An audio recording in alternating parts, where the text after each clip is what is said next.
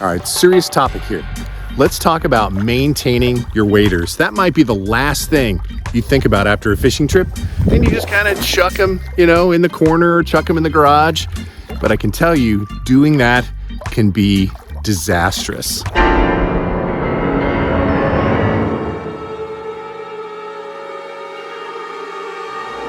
So how to avoid that? And we're going to talk a little bit today in this video on how to take care of this investment that you probably spent several $100s on. So the first thing you want to consider after you're done fishing is you want to hang them in a dry place, right? Somewhere, and hang them being the key point. Don't wad them up.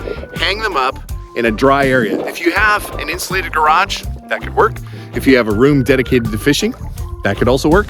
But you do want to hang them. Avoid folding them or kind of balling them up or having them all bunched together, because mold potentially can grow in those type of environments.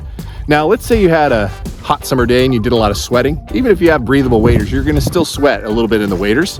What you want to do is you want to make sure that you pull them inside out and dry the inside as well, right? Especially if you got a little accident, you fell in, you got them wet. You got to dry both the inside and the outside of the waders.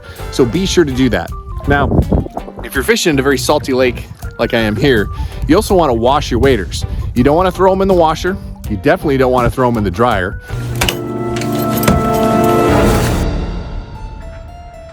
You want to use a light detergent, and I have a soap, basically.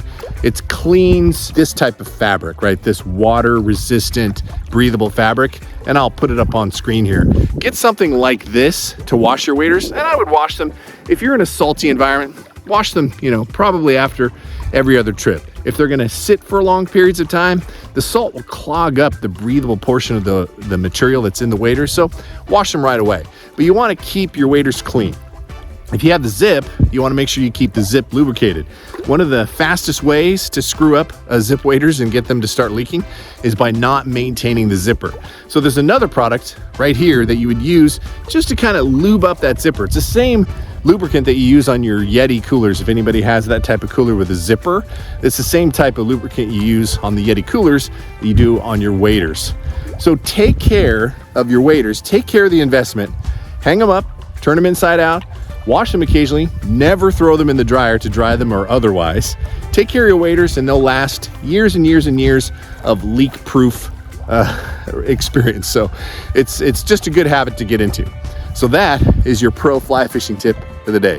Take care of your waders. All right, everybody.